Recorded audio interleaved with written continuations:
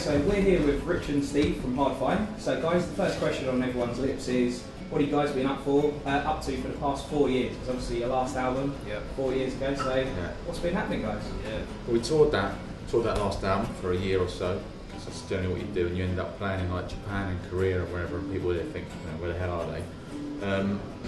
We took a little bit of time out, did a little bit of kind of musical tourism, went down the southern states of America, did the whole Memphis, went to Graceland, Elvis's drum, and Sun Studios, Stack Studios, and all those sorts of places, down the Blues Highway, New Orleans, soaking up influences, man, Central America, not around there a bit, and came back and started making a record, and it's one of those things that can't quite put a finger on how it took so long. Everything just seemed to take ages. We wanted to work with some different people this time around, and generally if you want something done, you do it yourself, because you just go on and do it, and that's what we've always done. We thought, well, let's shake things up a little bit, and we wanted to work with good people, and if you want to work with good people, you've got to wait for them. And that's basically what happened, really. And then it gets to the stage where, you know what, this has taken a while now, and there's no point now, whatever we put out has got to be really, really good, and we always say anyway. There's no point in rushing it now, just make sure we get it spot on and get it out there, and somehow, where we are 2011, don't quite know how we ended up here, but I think the record's worth the wait. Well, I know, Rich, this could be quite weird, like being in the spotlight. I read a really strange story about how you were linked with Scarlett Johansson. How's that? Can I say? How's that strange? Yeah. So you listen. You often date Hollywood. Well, I'm just saying. Strange for me. It's like it is strange in that I never met her. But let's just say it's not within the realms of impossibility that I could be, I mean, that's right. If she had have ever met you, it might have been on the cards. Hey, fancy your chances if you ever meet her? Well, why not? Got to think big. I think that, the fact of the matter was, she didn't have a clue who he was. Because I read that only words in the same year, you also voted as one of the sexiest men in the world. Right? That was me, though. They got it wrong. They got the name wrong. Wrong one. They got the name wrong. They meant me.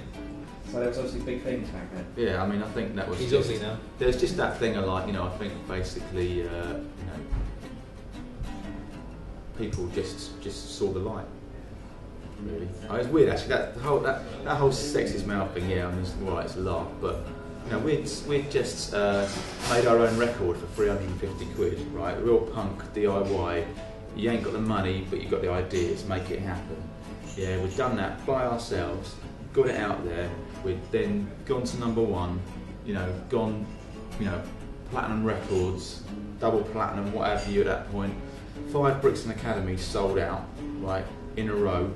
No other band's done that on a debut album. Only 5 other bands have ever done it, and that's like Bob Dylan and The Clash, right? We've done that. We've achieved all these things, and the best thing they can say about us is that, oh yeah, sexist male, and you lose out to Pete Doherty. I said lose out. Do you know what I mean? No, but it's a bit pathetic, really. It's like, well, it's just kind of a bit of a. It's your legacy, bitch. Right there. Ridiculous, really. If you think about, I've sort of like always been in love with bands, especially bands from that punk era, where it was all about you make things happen, you do it yourself, and when we totally did that. Come on, leave it, move on. So bitter. And there you go. That's the best they can say about it.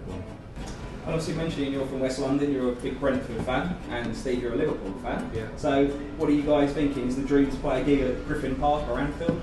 I've been saying for ages about we should play a gig at Griffin Park. Yeah. Everyone keeps telling me it's logistically impossible, but I'm going to keep holding that flame in my heart. One day we'll do it. Hopefully, if we get the chance, it'll be amazing. Yeah.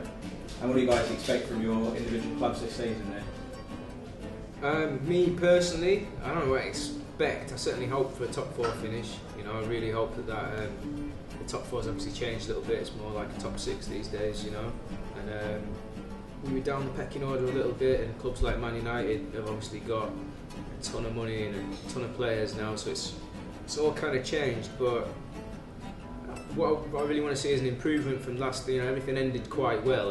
People started to get quite happy. I want a lot of pressure to stay on the team. I want to see real improvement, and hopefully we can be going for the top 4, which I don't think is easy.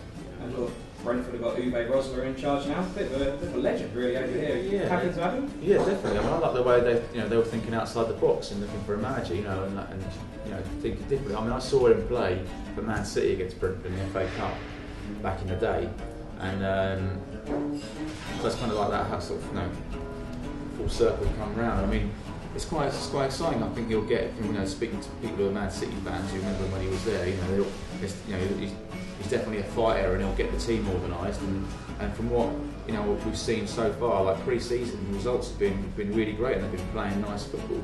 Generally, Brentford tends to kind of struggle pre-season. We've been playing non-league sides. They often just go and play Staines, and they'd lose, or draw, and this time round they didn't play Staines, but they won 12-1. It's like they beat a good Stoke side. So if they can get that confidence up and he can get them playing well, and I think also him being that bit of a name, it's easier then to attract players to the club as well.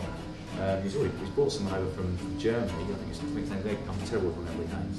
We got him over from St. Pauli, which is like the kind of almost the Brentford side of Hamburg. Very rock and roll club. They come out to AC/DC, don't they? But the Skull and Crossbones. Skull and Crossbones, their bands. Yeah. So I'm quite excited actually. I'm feeling pretty good about next season. Fingers crossed. And coinciding with the start of the season, you guys are obviously going to be launching the tour soon. Do you want to tell us a little bit about sort of where you're heading and when the tour starts and where you're off to? So the tour starts is it Norwich? Now what is the date? It is September, sort of midway through September basically. The last show is October the 1st, so we're starting about the middle of September. Middle of September, yeah, and we're going pretty much across the country. If we miss you out on this tour, we'll get you next time. Norwich, Cambridge, Wolverhampton, Bristol, London, Manchester, Glasgow, Newcastle and Sheffield. Look at that! What a pro! Are you looking forward to getting back on the road and performing? Totally, we're desperate to get out there, man. And we love playing live. We've been in the studio for a long time, and we've done a few little shows, and they've been electric. We played the left field tent at Glastonbury. We headlined it. It's only a small tent.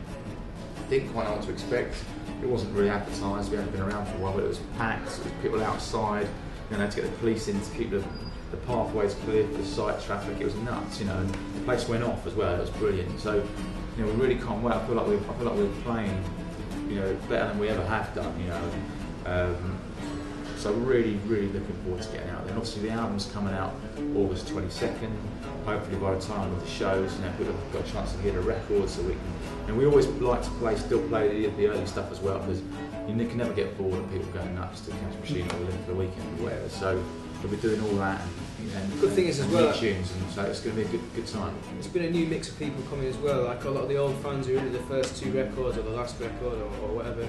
There's a lot of new fans coming as well who maybe were too young when the last record came out. It's like 6 years ago now, which if you're 15 it's quite a long time, But so it should be good as well. It'd be good for us to play with some new people, who've never heard of us before, and it'd be great to just reconnect with the old fans. So it'd be awesome to go on tour.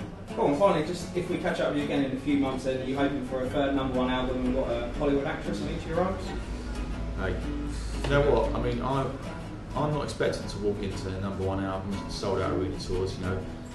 It's quite challenging out there. Lady Gaga's happened, and I just want to get out there and have people appreciate the record and play some good shows and just keep getting out there and building things. Hollywood actresses, they come and go. We'll see all about that. Thanks, guys.